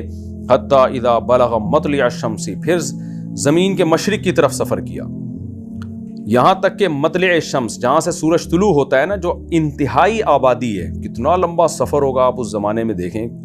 تو وہاں پہنچے وجدہا تطلع علی قوم، تو سورج کو دیکھا کہ ایسی قوم پہ طلوع ہو رہا ہے، لم نجعل لہم من دونہا سترا، کہ ہم نے اس قوم اور سورج کے درمیان کوئی آڑ نہیں رکھی تھی۔ آڑ نہ ہونے کا مطلب یہ کہ چٹیل میدان میں وہ لوگ رہتے تھے، اور ایسے دیہاتی بدو قسم کے لوگ تھے کہ گھر بنانا بھی نہیں جانتے تھے، دھوپ میں پڑے رہتے تھے، اس ٹائپ کی کوئی قوم تھی۔ کذالک، اللہ فرماتے ہیں اسی طرح معاملہ ہے، یعنی ہم جو ذوالقرنین کا واقعہ بیان کر رہے ہیں بالکل اسی طرح ہے۔ یہ بلاغت ہے قرآن کی۔ ایک اشکال ہوتا ہے نا کہ انتہائی مغرب شمس کو فتح کرنے کے بعد، انتہائی مغربی علاقوں کو فتح کرنے کے بعد، اس دور میں جب آپ کے پاس سواریاں نہیں ہوتی تھیں، ہوائی جہاز نہیں تھے، تو انتہائی مشرقی حصے میں پہنچے کیسے؟ تو اللہ فرماتے ہیں کذالک، ایسا ہی ہے جیسا ہم بیان کرنے، اللہ نے ان کو وسائل دیے تھے، پہنچ گئے وہ۔ وقد احطنا بما لدیہ خبرا، اور ہم نے احاطہ کیا ہوا تھا ذوالقرنین کے ارد گرد جو کچھ بھی تھا اس کا احاطہ کیا ہوا تھا خبر کے اعتبار سے، یعنی ہمیں پوری خبر ذوالقرنین کی معلوم ہے۔ ثم اتبع سببا، اس کے بعد پھر آپ نے راستے کو فالو کیا، حتی اذا بلغ بین السدین۔ اب یہاں قرآن بیان نہیں کر رہا کہ کس سمت میں گئے، لیکن جمہور مفسرین اسی طرف ہیں کہ اس سے مراد ہے شمال کی سمت۔ یہ مضمون چل رہا تھا کہ حضرت ذوالقرنین انتہائی مشرقی حصے کی طرف پہنچے زمین کے، وہ علاقے فتح کرنے کے بعد پھر حضرت ذوالقرنین نے زیادہ تر مفسرین کی رائے کے مطابق شمال کا رخ کیا۔ قرآن میں نہیں ہے کہ نارتھ کی طرف گئے یا ساؤتھ کی طرف گئے، لیکن کچھ چیزیں بدیہی ہوتی ہیں۔ آبادی ظاہر ہے اس وقت نارتھ ہی کی طرف زیادہ تھی، ساؤتھ کی طرف آبادی بہت بعد میں دنیا میں آئی ہے، اور اب بھی بہت کم آبادی ہے ساؤتھ کی طرف، تو غالب یہی ہے کہ نارتھ کی طرف حضرت ذوالقرنین گئے۔ قرآن کہتا ہے ثم اتبع سببا حتی اذا بلغ بین السدین، سد کہتے ہیں بند کرنا، کہتے ہیں نا سد باب، اور انسداد دہشت گردی، باب انفعال میں جائے گا تو انسداد یعنی دہشت گردی کو بند کرنا۔ تو سدین، دو سد یعنی دو آڑیں، تو پہاڑ کو آڑ سے تعبیر کیا گیا ہے کیونکہ پہاڑ رکاوٹ بن جاتا ہے ادھر کی آبادی ادھر اور ادھر کی ادھر جانے کے لیے، تو ایک آڑ کی طرح ہوتا ہے۔ تو قرآن کہتا ہے حتی اذا بلغ بین السدین، یہاں تک کہ جب دو پہاڑوں کے درمیان میں پہنچے، وجد من دونہما قوما، تو آپ نے پایا ان دونوں کے پیچھے ایک قوم کو، یا دونوں کے ایک طرف ایک قوم کو پایا۔ لا یکادون یفقہون قولا، ایسی قوم تھی لا یکادون یفقہون قولا، کہ بات سمجھنے کی صلاحیت ہی نہیں تھی اس کے اندر۔ دیکھیں حضرت ذوالقرنین جب مشرق کی طرف گئے تو زبان تو وہاں بھی نہیں آتی ہوگی، وہ الگ زبان ہوگی۔ جب سورج کے مغرب کی طرف گئے زمین کے دوسرے کنارے کی طرف، تو ان کی زبان بھی ذوالقرنین کی زبان سے میچ نہیں کرتی ہوگی، وہاں بھی ترجمان کی ضرورت پڑی ہوگی، لیکن وہاں قرآن نے یہ نہیں کہا کہ وہ بات سمجھتے ہی نہیں تھے۔ لیکن جب نارتھ کی طرف گئے ہیں تو قرآن کہہ رہے ہیں ایسی قوم دیکھی پہاڑوں کے پیچھے جو کچھ سمجھنے کی اس میں گویا صلاحیت ہی نہیں تھی، لا یکادون، ان میں کھوپڑی نہیں تھی ان کی۔ تو اس لیے زیادہ تر مفسرین اس طرف گئے ہیں کہ یہ کوئی وحشی قوم تھی۔ کوئی وحشی قوم ہوتی ہے نا جنگلوں میں جو رہنے والے، جیسے میں نے ایک ولاگ بنایا تھا، مسائی قوم ایک جنگل میں رہتی ہے، تو جنگلی قسم کی قوم تھی۔ کوئی ہو سکتا ہے پتے وتے جسموں پہ ڈھانپتے ہوں اور بالکل درندوں کی طرح جانوروں کی طرح رہتے ہو، تو اس ٹائپ کی قوم تھی کہ اوپر کھوپڑی ان کی خالی تھی، بات سمجھنے کی صلاحیت نہیں تھی ان میں۔ قالوا یا ذا القرنین، وہ ذوالقرنین سے آ کے کہنے لگے ان یاجوج و ماجوج مفسدون فی الارض، کیا ذوالقرنین آپ اللہ کے نیک بزرگ ہیں، آپ آئے ہیں اللہ اللہ سکھا رہے ہیں لوگوں کو، دین کی دعوت دے رہے ہیں، توحید کی دعوت دے رہے ہیں، تو ایک کام ہمارا کر دیں کہ ایک قوم ہے یاجوج اور ماجوج جس نے زمین میں فساد مچا کے رکھا ہوا ہے۔ اب سوال یہ پیدا ہوتا ہے کہ جب اس قوم میں کچھ سمجھنے کی صلاحیت ہی نہیں تھی تو ان کو یہ کیسے پتہ چل گیا کہ یہ ذوالقرنین اللہ کے نیک بندے ہیں، اور پھر ان سے بات چیت بھی ہوئی اور ذوالقرنین نے ان کو آگے یہ بھی بتایا کہ میں دونوں پہاڑوں کے درمیان سیسا پلائی ہوئی دیوار بنا کے ان پہاڑوں کو بند کر دوں گا، اس میں میرے ساتھ یہ تعاون کرو، تو یہ سب کانورزیشن ہوئی کیسے؟ تو اس کا جواب آسان ہے، ظاہر ہے جتنی بھی بیوقوف قوم ہو کسی نہ کسی طریقے سے اشاروں سے، ترجمان سے، مختلف طریقوں سے اس کو، تھے تو بہرحال انسان نا، کوئی گدھے گھوڑے یا کوئی بندر تو نہیں تھے انسان۔ تو قرآن کا منشا صرف یہ ہے کہ ان کے ساتھ ذوالقرنین کو سمجھنے اور سمجھانے میں بہت زیادہ پریشانی ہوئی، تو مقصد صرف یہ بتانا ہے کہ بہت ہی کوئی بیوقوف قسم کی قوم تھی۔ تو باقی قرآن پھر جو واقعے کی تکمیل کے لیے پھر بیچ میں بہت ساری چیزوں کو حذف کر دیتا ہے جو غیر ضروری ہوتی ہیں۔ اب عقل مند یہ بات سمجھ جائے گا کہ ذوالقرنین اور ان کے درمیان جو بات چیت ہوئی، اس میں حضرت ذوالقرنین کو بہت زیادہ مشکلات پیش آئیں، ان کی بات کو سمجھنے میں بھی اور سمجھانے میں بھی۔ تو آگے پھر قرآن جو ہے نا کہ جو ان کا جو بڑا مقصد تھا وہ بہرحال حاصل ہو گیا، وہ اشاروں سے ہوا ہو، وہ کوئی ترجمان کے ذریعے ہوا ہو یا کسی بھی طرح سے ہوا ہو، تو حضرت ذوالقرنین نے بھی کوئی حل نکالا ہوگا نا کہ اس قوم کی بات کو سمجھنے کی ہم کوشش کریں، ان کو بہرحال دین کی دعوت دی ہوگی۔ تو یہ اس اشکال کا جواب تو یہ ہے، کیونکہ قالو کا مطلب یہاں نہیں ہے کہ آئے انہوں نے ذوالقرنین کی زبان میں بات کرنا شروع کر دی، جو بھی اپنی زبان میں جس طرح سے بھی بات کی، چاہے اشارہ سے کی ہو یا ترجمان کے ذریعے کی ہو۔ دوسری بات یہ ہے کہ انہوں نے حضرت ذوالقرنین کی طاقت کا تو اندازہ لگا لیا تھا کہ یہ اتنے پاورفل ایک لشکر کے ساتھ آئے ہیں اور ان کے پاس اتنا اسلحہ ہے، اتنے گھوڑے ہیں، تو یہ ہنرمند ہیں۔ اور آگے ریکویسٹ انہوں نے اس لیے بھی کی کہ حضرت ذوالقرنین کی بزرگی کا بھی ان کو اندازہ ہو گیا۔ دیکھیے اللہ تعالیٰ نے انسان کی نیچر ایسی بنائی ہے کہ جو نیک لوگ ہوتے ہیں نا، ان کی تقوی اور للہیت کا، ان کی بزرگی کا غیر مسلموں پہ بھی اثر پڑتا ہے۔ ہندوستان میں علماء بتاتے ہیں کہ ہندو مسلمان بزرگوں کے پاس آیا کرتے تھے دعا کرانے کے لیے، اب بھی آتے ہیں۔ انڈیا کے بعض علماء نے ہمیں بتایا کہ ہمارے پاس ہندو بھی آتے ہیں اور کہتے ہیں ہمارے لیے دعا کریں اللہ تعالیٰ سے، کیونکہ ایک لاشعوری طور پر انسان کے ذہن میں یہ بات ہوتی ہے کہ بھئی یہ اللہ والا آدمی ہے۔ جیسے یوسف علیہ السلام جب جیل میں تھے تو غیر مسلم یوسف علیہ السلام کے پاس آئے اور کہنے لگے کہ آپ ہمیں خواب کی تعبیر بتائیں۔ اب سوال پیدا ہوتا ہے کہ بھئی وہ تو غیر مسلم تھے اور یوسف علیہ السلام نمازی پرہیزگار تھے، تو غیر مسلموں کو کیسے اندازہ ہو گیا کہ یہ خواب کی تعبیر بتائیں گے؟ اس کا جواب یہی ہے کہ لاشعوری طور پر اللہ نے دلوں میں ایک ہیبت ڈالی ہوتی ہے پرہیزگار لوگوں کی، ایک روب ڈالا ہوا ہوتا ہے اور ایک عظمت ڈالی ہوئی ہوتی ہے۔ تو یوسف علیہ السلام کے پاس آنے والے لوگوں کو یہ بات معلوم تھی کہ یہ عظیم انسان ہے اور یہ ان کو اللہ تعالیٰ وہ باتیں بتا دے گا جو ہمیں نہیں بتاتا، اللہ ان کو خواب کی تعبیر سمجھا دے گا، ہم نہیں سمجھ سکتے۔ تو یہ ایک لاشعور میں انسان کی ہوتی ہے یہ بات۔ اور بھی اس میں بہت ساری مثالیں، لیکن میں پھر وہ ہمارا یہ لیکچر جس کو ہم فوکس کر رہے ہیں وہ رہ جائے گا۔ تو ذوالقرنین کے ساتھ بھی یہی ہوا کہ وہ قوم جنگلی وحشی قسم کی تھی، لیکن ان کو طاقت کا بھی اندازہ ہو گیا اور بزرگی کا بھی اندازہ ہو گیا۔ پھر آ کے انہوں نے درخواست کی۔ طرز عمل سے یہ لگتا ہے کہ وہ قوم بھی مسلمان ہو گئی تھی، یعنی بغیر لڑائی کے اور بغیر کسی مناظرے بازی کے ذوالقرنین کا مذہب اس قوم نے بھی قبول کر لیا۔ تو کیا کہنے لگی حضرت ذوالقرنین سے، بھئی آپ ہمارا ایک کام کر دیں، آپ اتنے پاورفل آدمی ہیں، ان یاجوج وماجوج مفسدون فی الارض، یاجوج ماجوج ایک قوم ہے جس نے زمین میں فساد مچا کے رکھا ہوا ہے، آئے دن قتل و غارت کرتے ہیں وہ، اور ہمارے پاس ان سے لڑنے کی طاقت نہیں ہے۔ فَهَلْ نَجْعَلُ لَكَ خَرْجًا، کیا ہم آپ کے لیے خرچ بنا سکتے ہیں؟ کچھ اجرت، خرچ کہتے ہیں خراج کا لفظ آپ نے سنا ہوگا، ٹیکس کو یا اجرت کو، تو ہم آپ کو کمیشن دیں گے اس کا، ہمارے پاس پیسہ بہت ہے، وسائل بہت ہیں، لیکن وہ ٹیکنالوجی ہمارے پاس نہیں ہے جو آپ کے پاس ہے۔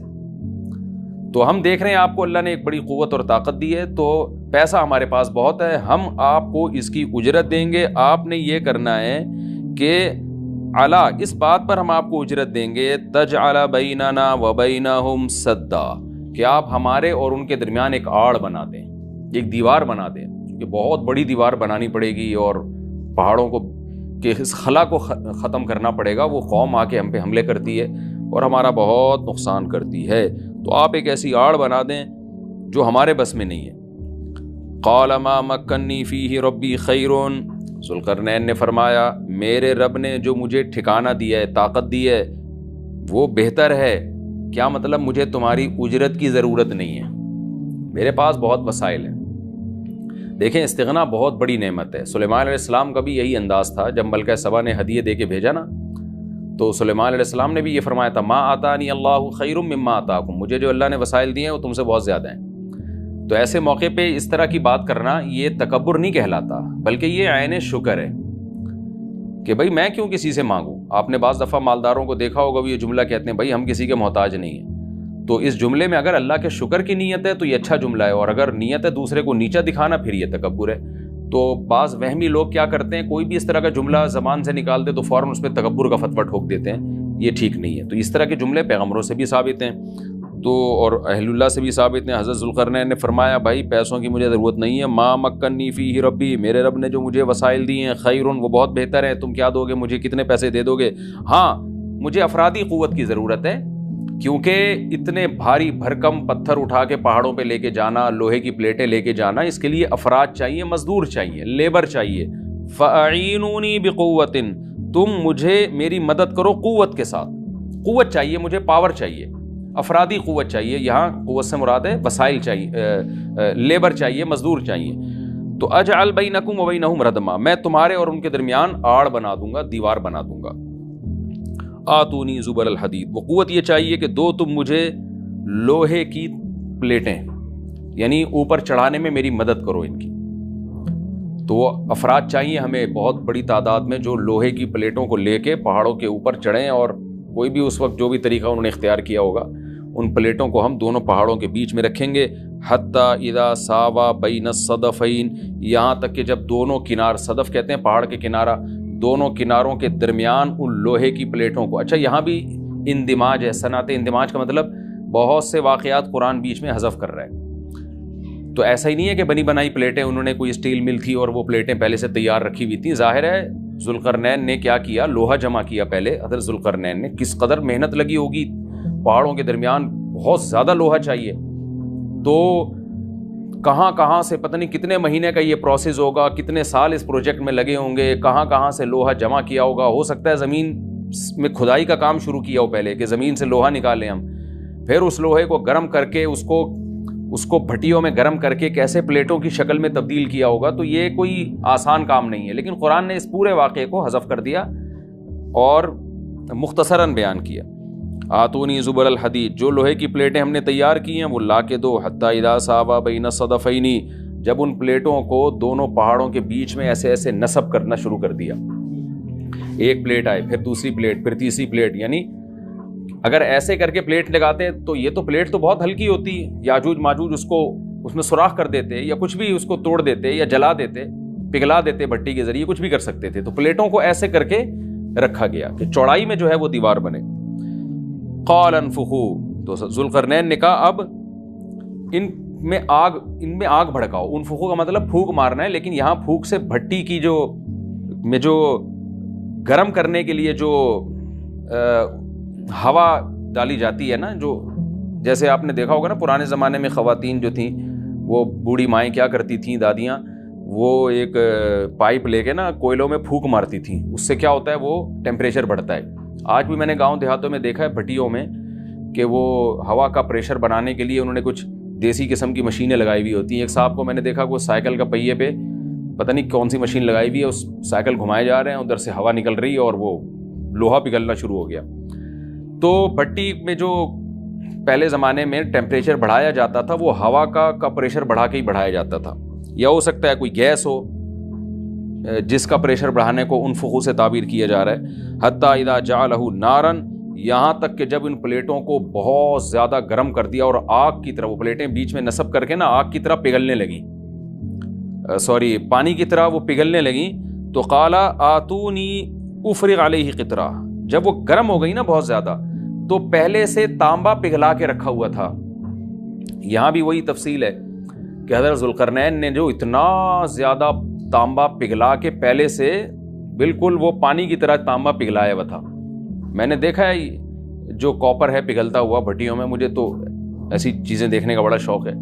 تو وہ اتنا زیادہ اس کا ٹیمپریچر ہوتا ہے نا کہ ایسا لگتا ہے جیسے جہنم کی آگ ہے. اللہ ہم سب کو محفوظ رکھے.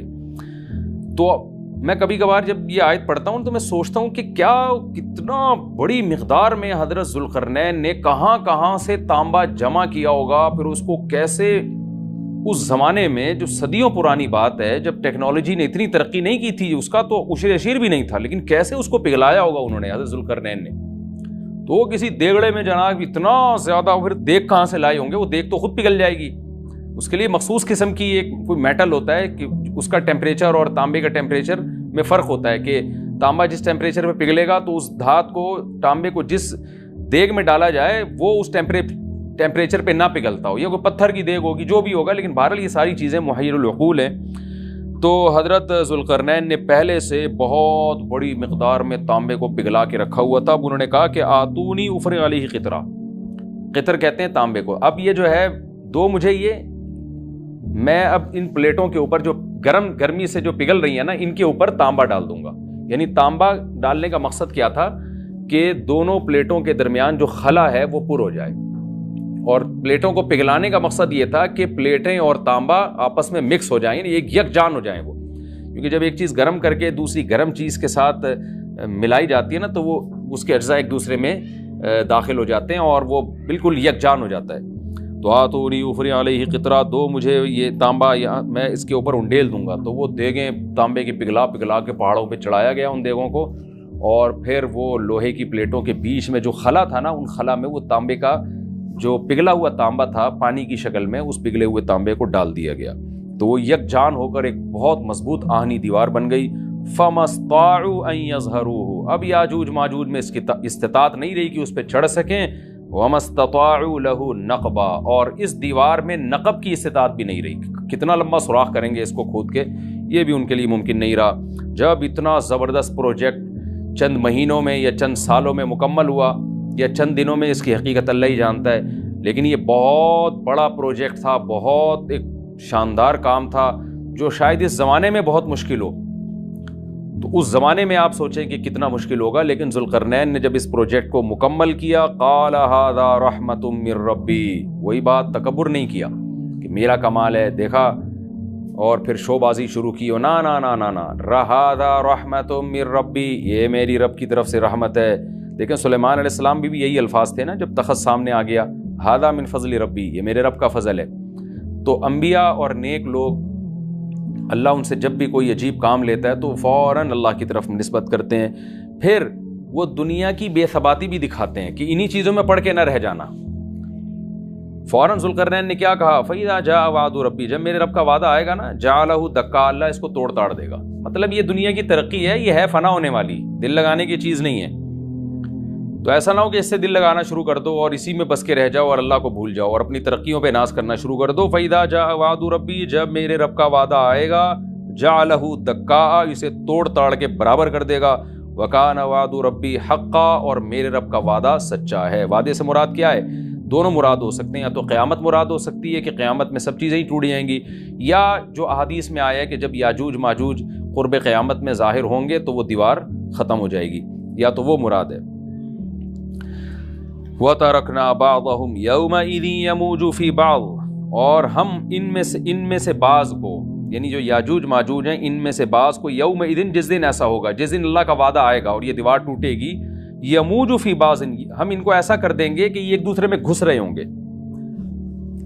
یہ مضمون احادیث میں آیا ہے۔ دیکھیں قرآن میں اور احادیث صحیحہ میں جو یاجوج ماجوج اور اس دیوار کا ہمیں ملتا ہے نا، میں صرف اس کو آپ کے سامنے بیان کروں گا، باقی اس بارے میں ڈیٹیل میں آپ جائیں گے تو بہت کچھ آپ کو انٹرنیٹ پہ بھی مل جائے گا، مفسرین کی کتابوں میں بھی مل جائے گا، اور لوگوں کی اپنی اپنی تحقیقات ہیں، اپنے اپنے تبصرے ہیں، نہ میں ان تبصروں کو صحیح کہہ رہا ہوں نہ غلط کہہ رہا ہوں، کتابیں بھری ہوئی ہیں، وہ آپ جائیں پڑھیں اس کو۔ لیکن جتنی بات قرآن سے اور صحیح احادیث سے یاجوج ماجوج کے بارے میں ثابت ہوتی ہے، میں صرف اس کو آپ کے سامنے ابھی پیش کر رہا ہوں۔ پہلا عقیدہ تو یہ ثابت ہوتا ہے کہ یاجوج ماجوج ایک قوم ہے، انسان ہیں، وہ کوئی انسانوں کے علاوہ کوئی الگ مخلوق نہیں ہے، لیکن ہیں بڑے فسادی۔ دوسری بات، یہ بہت قدیم ہے، ذوالقرنین جب گئے تو اس سے پہلے کی یہ قوم ہے اور زمین میں پہلے سے فساد مچا رہی ہے، لیکن بہت زیادہ ان کی کثرت نہیں تھی جتنی کثرت قرب قیامت میں ہوگی، کیونکہ نسل ان کی بہت تیزی کے ساتھ بڑھ رہی ہے۔ تیسری بات یہ ہے کہ اللہ نے ان کو دنیا کے کسی حصے میں رکھ کے چھپا دیا ہے۔ چھپایا اس لیے ہے کہ ان کے ظاہر ہونے کا ایک ٹائم ہے، اور وہ ہے حضرت عیسیٰ علیہ السلام کا دور۔ حضرت عیسیٰ ابن مریم کے دور میں یاجوج ماجوج ظاہر ہوں گے، تو اسی کو آپ چوتھا پوائنٹ بھی کہہ سکتے ہیں۔ تیسرا پوائنٹ کیا ہو گیا کہ ان کو چھپا دیا گیا ہے، لہذا یہ جو لوگ کہتے ہیں نا یاجوج ماجوج دریافت ہو گئے ہیں، فلاں جگہ ہیں فلاں جگہ ہیں، تو بھائی ہمیں جب ایک چیز چھپا دی گئی ہے اور ایک ٹائم بتا دیا گیا ہے کہ اس ٹائم پہ ظاہر ہوں گے، تو اس سے پہلے وہ دریافت ہو ہی نہیں سکتے۔ پہلے دریافت ہو گئے تو اس کا مطلب نبی صلی اللہ علیہ وسلم کی گویا پیش گوئی غلط ہو گئی، تو جو جس کا ٹائم ہے اسی ٹائم پہ وہ ظاہر ہوں گے۔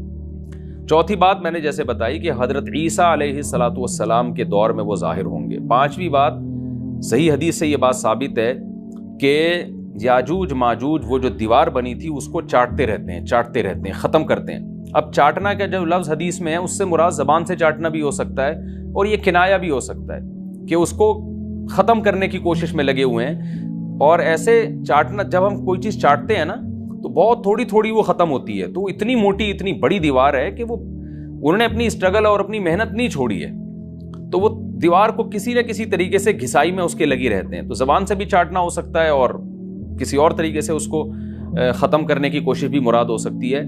اور حدیث میں آتا ہے کہ ایک دن آئے گا وہ جب ختم ہونے والی ہوتی ہے نا، تو وہ کہتے ہیں کہ ہم کل اس کو دوبارہ شروع کریں گے اور کل ہم اس کو ختم کر دیں گے، لیکن وہ اللہ تعالیٰ اپنی قدرت سے دوبارہ اس دیوار کو اتنا ہی موٹا کر دیتے ہیں جتنا ذوالقرنین نے کیا تھا. تو قرب قیامت میں جب حضرت عیسیٰ علیہ السلام کا ظہور ہوگا تو وہ یہ کہیں گے ہم انشاءاللہ اس کو کل ختم کریں گے. تو انشاءاللہ کا لفظ جب استعمال کریں گے، کیونکہ وہ قوم ہے کافر، وہ اللہ پہ اعتماد کرنا، اللہ پہ توکل کرنا یہ چیز نہیں ہے. جیسے کافر تو نہیں کہے گا نا اللہ نے چاہا تو وہ اللہ پہ یقین نہیں رکھتے. تو وہ جب اللہ کا نام لیں گے اور کہیں گے کہ اللہ نے چاہا تو ہم اس کو کل ختم کر دیں گے، تو پھر اسلام کی وجہ سے وہ دیوار ختم ہو جائے گی. اس کی مثال ایسے جیسے حدیث میں آتا ہے پچھلی قوموں میں ایک نوجوان تھا جو جادوگر کے پاس بھی جاتا تھا اور راہب کے پاس بھی جاتا تھا، جس کا سورہ بروج میں تذکرہ ہے، والسماء ذات البروج میں. تو جب وہ نوجوان پکڑا گیا، وہ مسلمان ہو گیا تھا، بادشاہ نے اس کو بھیجا تھا جادوگر کے پاس کہ جادو سیکھے، لیکن وہ راہب کے پاس جاتا، عیسائیت سیکھی اس نے اور نیک مسلمان بن گیا. تو بادشاہ نے اس کو قتل کرنے کی حتی الامکان کوشش کی، مگر وہ قتل نہیں ہو پا رہا تھا. بادشاہ نے اس کو پہاڑ پہ بھیجا اپنے سپاہیوں کو لے کے کہ پہاڑ سے لے جا کے اس کو گرا دو، لیکن اللہ نے مدد کی کہ وہ سپاہی گر گیا، یہ بچ گیا. بادشاہ نے حکم دیا اس کو سمندر میں لے جا کے غرق کر دو، وہ سارے سپاہی غرق ہو گئے، یہ بچ گیا. تو کسی بھی طرح سے اس کی قتل کی کوششیں کامیاب نہیں ہو رہی تھیں. تو اس نے بادشاہ سے کہا کہ تو اگر مجھے قتل کرنا چاہتا ہے نا تو چوک پہ کھڑا کر کے تیر مجھے مار اور کہے کہ بسم اللہ ورب ھذا الغلام، اس نوجوان کے رب کے نام سے میں اس کو قتل کرتا ہوں. تو اللہ کا نام لے کے مجھے مارے گا تو میں قتل ہو جاؤں گا. نوجوان یہ قربانی اس لیے دے رہا تھا کہ بادشاہ جب پوری پبلک کے سامنے اللہ کا نام لے گا تو لوگوں کو یقین آ جائے گا کہ بھئی اللہ کا نام لینے سے تو کام ہو گیا، اور اللہ کا نام لیے بغیر کام نہیں ہو رہا تھا. تو جو بادشاہ اللہ کو مانتا نہیں تھا آج اس کو بھی اللہ کا نام لینا پڑا ہے. تو نوجوان نے یہ قربانی اس لیے دی کہ بادشاہ جب اللہ کا نام لے گا لوگوں کو اللہ کی ذات پہ یقین آئے گا اور لوگ مسلمان ہو جائیں گے، عیسائیت کو قبول کر لیں گے. تو اس نوجوان نے یہ قربانی دی اور بادشاہ نے اللہ کا نام لے کے جب تیر مارا تو وہ نوجوان شہید ہو گیا. اور لیکن پورا ملک مسلمان ہو گیا، عیسائیت قبول کر لی. اور سورہ بروج میں پھر اللہ نے ان کا تبصرہ کیا، ان کا واقعہ بیان کیا ان کے بارے میں کہ کیسے بادشاہ نے خندقیں کھود کے پوری قوم کو جو ہے وہ جو دین سے پیچھے نہیں ہٹے ان کو کس طرح سے آگ میں پھینک دیا ان سب کو. تو اس سے پتہ چلتا ہے کہ کافر بھی بعض دفعہ جب اللہ کا نام لیتا ہے نا تو اس کو دنیاوی فائدہ ہو جاتا ہے. تو یاجوج ماجوج بھی تنگ آ کر پھر اللہ کا نام لیں گے اور کہیں گے اللہ نے چاہا تو ہم اس دیوار کو کل ختم کر دیں گے، اور بالآخر وہ دیوار ختم ہو جائے گی. پھر قرآن کے الفاظ ہیں آگے کہ جب یہ دیوار ختم ہوگی وَتَرَكْنَا بَعْضَهُمْ يَوْمَئِذٍ. اچھا ہاں میں بتا رہا تھا کہ حدیث سے کیا پوائنٹ پتہ چلتے ہیں، تو یہ 5 پوائنٹ ہو گئے. چھٹا پوائنٹ یہ کہ حضرت عیسیٰ ہی کے دور میں یہ کسی وبا کے ذریعے ہلاک ہو جائیں گے. حضرت عیسیٰ علیہ الصلوۃ والسلام اتنے زیادہ ہوں گے کہ ان سے لڑنا ممکن نہیں ہوگا، جیسے کہ قرآن میں بھی آ رہا ہے وَتَرَكْنَا بَعْضَهُمْ يَوْمَئِذٍ يَمُوجُ فِي بَعْضٍ. ہم ان میں سے بعض کو بعض کے اندر گھسا دیں گے، اتنی کثرت سے ایک دوسرے میں، نہیں اب آبادی کی کثرت بہت ہوگی، ان کی گھسے ہوئے ہوں گے ایک دوسرے میں، یہ جیسے چیونٹی اور مکوڑے ہوتے ہیں. تو ان سے لڑنا ممکن نہیں ہوگا. تو حضرت عیسیٰ علیہ الصلوۃ والسلام لوگوں کو لے کے کوہ طور پہ چلے جائیں گے اور باقی مسلمان وہ اپنے اپنے گھروں کے اندر بند ہو جائیں گے، اور پھر اللہ کی طرف سے ایک وبا آئے گی اور اس وبا میں یہ سارے کے سارے ہلاک ہو جائیں گے. اور پھر جب ہلاک ہو جائیں گے تو اتنی زیادہ ان کی لاشیں زمین پہ ہوں گی، اتنی زیادہ کہ انسانی آبادی ان کی لاشوں سے متعفن ہونا اور بیمار ہونا شروع ہو جائے گی. ان کی لاشوں سے بدبو اٹھے گی، اور ظاہر ہے انسان ہوں گے یہ، تو اس کی وجہ سے جو زمین کا ماحول خراب ہوگا. پھر حضرت عیسیٰ علیہ الصلوۃ والسلام اللہ سے دعا مانگیں گے کہ اللہ تعالیٰ ان کو کسی طرح ٹھکانے لگائے، کوئی انتظام کرے. پھر حدیث میں آتا ہے بارشیں ہوں گی اور سیلاب آئیں گے اور ان کی لاشیں بہہ بہہ کے پانیوں میں جا کے سمندروں میں جا کے ختم ہو جائیں گی. اللہ تعالیٰ ان کو اس طرح سے ٹھکانے لگائے گا. تو یہ یہاں تک جتنے بھی مضامین ہیں یہ صحیح احادیث سے ثابت ہیں. تو قرآن کہتا ہے وَتَرَكْنَا بَعْضَهُمْ يَوْمَئِذٍ يَمُوجُ فِي بَعْضٍ. ہم ان میں سے بعض کو بعض میں چھوڑ دیں گے، بہت کثرت ہوگی. وَنُفِخَ فِي الصُّورِ. اور پھر سور پھونکا جائے گا. قرآن میں تو یہ کہ سور پھونکا جائے گا ایسے لگ رہا ہے جیسے فوراً پھونکا جائے گا، مگر احادیث میں تفسیر ہے کہ فوراً نہیں پھونکا جائے گا. یاجوج ماجوج قیامت کی نشانیوں میں سے ایک بہت بڑی نشانی ہوگی. یعنی یہ اس بات کی علامت ہوگی کہ اب قیامت بہت قریب ہے۔ تو حضرت عیسیٰ ابن مریم علیہ السلام جب نازل ہوں گے، میں تھوڑی سی ترتیب بیان کر دیتا ہوں کہ جو کیونکہ بات یاجوج ماجوج کی چل رہی ہے تو اس سے منسلک جو واقعات ہیں جو اس دور میں ہوں گے وہ بھی میں اسی لیکچر کے ضمن میں بیان کر دیتا ہوں۔ ہمیں صحیح حدیث سے یہ پتہ چلتا ہے کہ قرب قیامت میں جب مسلمان بہت قسمہ پرسی میں ہوں گے تو خراسان سے لشکر اٹھے گا۔ خراسان یہ افغانستان اور ایران کا حصہ، اس علاقے کو نبی صلی اللہ علیہ وسلم کے دور میں خراسان کہا جاتا ہے، جس میں قندھار بھی آتا ہے، ایران کا بھی حصہ آتا ہے اس میں۔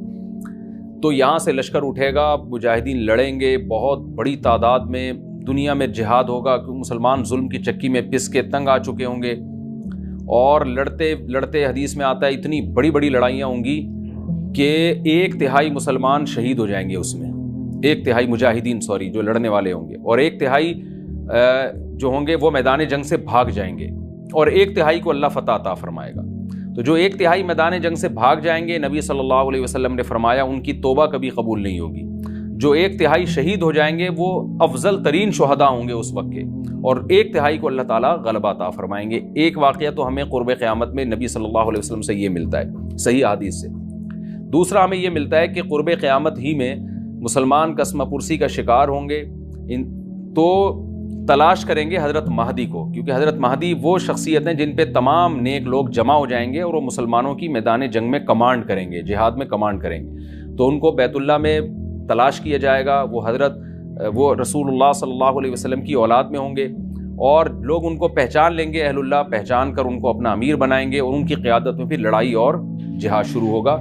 اور یہ لڑائی جب دمشق میں لڑائی ہو رہی ہوگی تو دمشق میں عصر کی نماز کے وقت حضرت مہدی، میں نے جو یہ کہا کہ دمشق میں لڑائی ہو رہی ہوگی، مقصد یہ نہیں ہے کہ دمشق کوئی میدان جنگ بنا ہوا ہوگا، مقصد یہ ہے کہ وہ مجاہدین کا لشکر دمشق میں ہوگا عصر کی نماز کے وقت، لڑائی چاہے کسی اور میدان میں ہو رہی ہو، لیکن حدیث میں ہمیں دمشق کا تذکرہ ملتا ہے۔ تو دمشق میں حضرت شام کا تذکرہ ملتا ہے، اور جو قرائن ہمیں ملتے ہیں وہ دمشق کی ایک خاص مسجد ہے، وہ مسجد حضرت مفتی تقی عثمانی صاحب اور مفتی رفیع عثمانی صاحب نے اس کو ہائی لائٹ بھی کیا، لیکن وہ یقینی نہیں ہے، یہ خوب سمجھے، انہوں نے اس کا بھی تبصرہ کیا ہے کہ اس کے بارے میں کوئی یقین نہیں ہے۔ تو حضرت مہدی عصر کی نماز پڑھا رہے ہوں گے، لوگ امامت میں آپ کے پیچھے کھڑے ہوں گے، یہاں تک کہ مسجد کے مینار پر، آج بھی وہ مینار موجود ہے جس کے بارے میں غالب گمان ہے کہ یہ وہ مینار ہے جہاں حضرت عیسیٰ علیہ السلام نازل ہوں گے، غالب گمان کے درجے میں کہا جا سکتا ہے، ورنہ پھر اسی کے اڑوس پڑوس میں کوئی مسجد ہوگی۔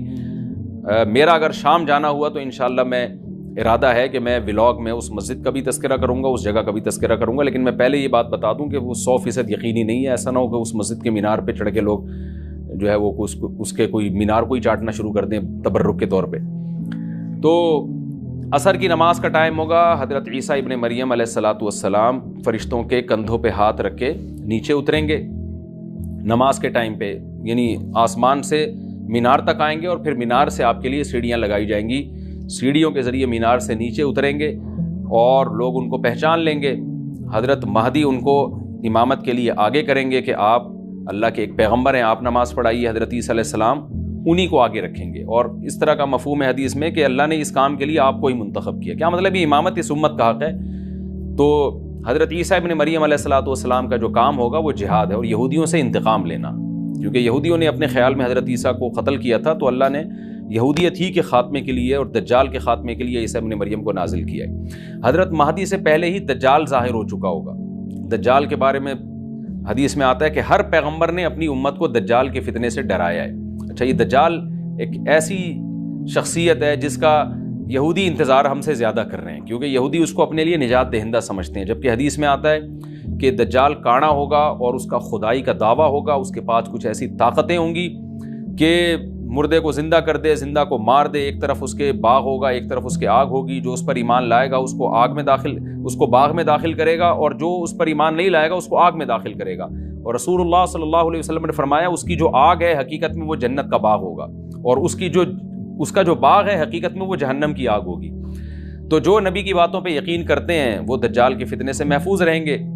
اور حدیث میں سورہ کہف کی بھی تلاوت کا حکم ہے، جمعے کے دن جو کہف کی تلاوت کرتا ہے اللہ اس کو دجال کے فتنے سے محفوظ رکھتا ہے۔ اب آپ دیکھیں یہ سورہ کہف میں ہی قیامت کی علامات کا تذکرہ ہے نا، تو شاید اسی وجہ سے جو کیونکہ جو سورہ کہف پڑھتا رہے گا وہ یاجوج ماجوج کے واقعات بھی پڑھتا رہے گا اور اللہ کی قدرت کے واقعات بھی پڑھتا رہے گا، تو دجال کے فتنے سے اللہ اس کو اس برکت سے محروم بچا کے رکھیں گے، فتنے سے محفوظ رکھیں گے۔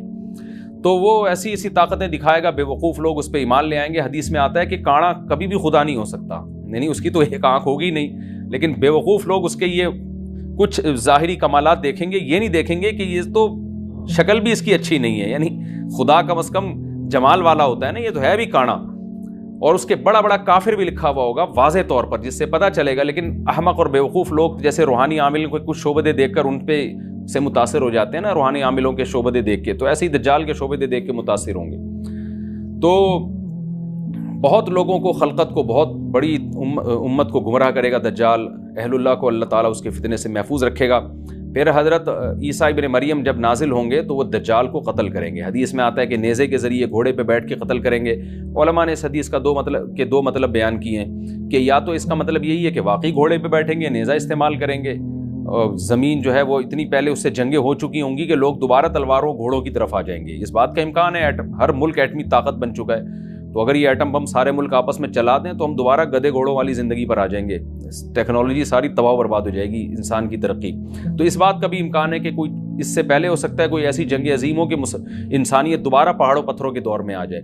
لیکن ظاہر یہ معلوم ہوتا ہے کہ رسول اللہ صلی اللہ علیہ وسلم نے جو کلام کیا ہے، ظاہر ہے اس دور کے لحاظ سے جو لوگوں کے، جہاں تک جو لوگوں کی مینٹل اپروچ ہے وہاں تک، تو نبی صلی اللہ علیہ وسلم میزائل یا اور ٹینکوں کا تذکرہ کرتے تو کیا سمجھ میں آتا؟ تو گھوڑے سے مراد ہے جو اس زمانے کا گھوڑا ہوگا، اور نیزے سے مراد ہے اس زمانے کا جو اسلحہ ہوگا، کیونکہ نیزہ نبی کے دور کا ایک مناسب اسلحہ تھا اور گھوڑا نبی کے دور کی میدان جنگ کی ایک مناسب سواری تھی۔ تو اس سے یہ بھی پتہ چلتا ہے کہ ہو سکتا ہے عیسیٰ ابن مریم نیزے کے بجائے کلاشنکوف کا استعمال کر لیں، تو یعنی وہ نیزہ جو ہے وہ اس کلاشنکوف کی یا جو بھی اسلحہ اس وقت حضرت عیسیٰ ابن مریم استعمال کریں گے اس کی ایک تعبیر ہے، تو اس کا بھی پورا امکان ہے۔ تو ہمیں بہرحال اتنا ایمان ہمارے لیے ضروری ہے کہ دجال کو قتل کرنے والی جو ذات ہے، جو شخصیت ہے، وہ عیسیٰ ابن مریم علیہ الصلاۃ والسلام ہے۔ تو حضرت عیسیٰ کے ذریعے اللہ تعالیٰ دجال کو قتل کریں گے، اور حضرت عیسیٰ کی قیادت میں زبردست جہاد ہوگا۔ حدیث میں آتا ہے کہ عیسیٰ ابن مریم اس دنیا کو امن سے بھر دیں گے، اتنا امن ہو جائے گا اور اتنی مالی فراوانی ہوگی، اتنی مالی، کیونکہ دنیا میں مال بہت ہے، ڈسٹریبیوشن صحیح نہیں ہے، جو تقسیم ہے نا مال کی وہ ظالمانہ ہے، جس کی وجہ سے غریب سے غریب تر ہے، امیر سے امیر تر ہے۔ حضرت عیسیٰ ابن مریم ایسا نظام قائم کریں گے کہ جس سے مال کی صحیح تقسیم، اور لوگ اٹھیں گے زکوٰۃ کا مستحق تلاش کریں گے اور لوگوں کو زکوٰۃ کا مستحق نظر نہیں آئے گا، غریب تلاش کرنا مشکل ہو جائے گا۔ یعنی ایک آدمی، حدیث کا مفہوم ہے کہ زکوٰۃ لے کے گھومتا رہے گا اور اس کو کوئی غریب نہیں ملے گا، اتنی مالی فراوانی ہو جائے گی۔ پھر ترمذی کی روایت میں آتا ہے کہ اللہ کی طرف سے برکتیں ایسی نازل ہوں گی کہ بڑے بڑے انار پیدا ہوں گے، بڑے بڑے انگور پیدا ہوں گے، زمین اپنی برکتیں کھول دے گی، اور حضرت عیسیٰ علیہ السلام خنزیر کو بھی دنیا سے ختم کر دیں گے، خنزیر کی نسل کو ختم کر دیا جائے گا، وَيَضَعُ الْجِزْيَةَ، اور جزیہ کا نظام ختم، اما الاسلام و اما السیف، یا تو تلوار یا اسلام، اس کے علاوہ نہیں۔ تو نبی صلی اللہ علیہ وسلم کو اللہ نے جس مقصد کے لیے دنیا میں بھیجا تھا، اس مقصد کی جو تکمیل ہے وہ عیسیٰ ابن مریم کے ذریعے۔ باقی اس میں حکمتیں کیا ہیں، اس پر میرے الگ سے بیانات موجود ہیں کہ اللہ نے حضرت عیسیٰ ابن مریم کا انتخاب کیوں کیا اس کام کی تکمیل کے لیے، اسی امت میں کوئی کیوں منتخب نہیں کر لیا، یا یہ کہ پیغمبر صلی اللہ علیہ وسلم ہی کے ذریعے پوری دنیا میں اسلام کو غالب کر دیا جاتا، اس میں کیا حکمتیں ہیں، اس پر میرے الگ سے بیانات موجود ہیں۔ ابھی تو میں کوشش کرتا ہوں کہ تفسیر سے میں جو ٹو دا پوائنٹ بات ہے اس سے یہاں اس لیکچر میں نہ ہٹوں۔ تو اسی وقت حضرت عیسیٰ ابن مریم اس کو یاجوج ماجوج کو قتل کریں گے اور دنیا انصاف سے بھر جائے گی، اور اللہ تعالیٰ نے جو پیغمبروں کو دنیا میں بھیجا تھا اس کا مقصد کیفیت اور کمیت دونوں لحاظ سے حاصل ہو جائے گا۔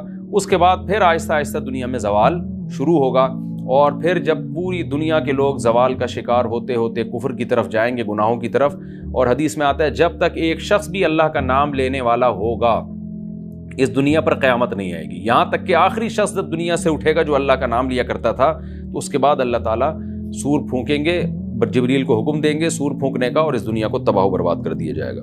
تو آگے قرآن کہتا ہے وَنُفِخَ فِي الصُّورِ، اور پھر سور میں پھونکا جائے گا، فَجَمَعْنَاهُمْ جَمْعًا، پھر ہم ان تمام انسانوں کو جمع کر دیں گے، وَعَرَضْنَا جَهَنَّمَ يَوْمَئِذٍ لِّلْكَافِرِينَ عَرْضًا، اور قیامت کے دن ہم جہنم کو یوم الدن، جس دن ایسا ہوگا یعنی جس دن سور پھونکا جائے گا، یہ دوسرا سور مراد ہے، للکافرین عرضہ کافروں کے سامنے پیش کر دیں گے.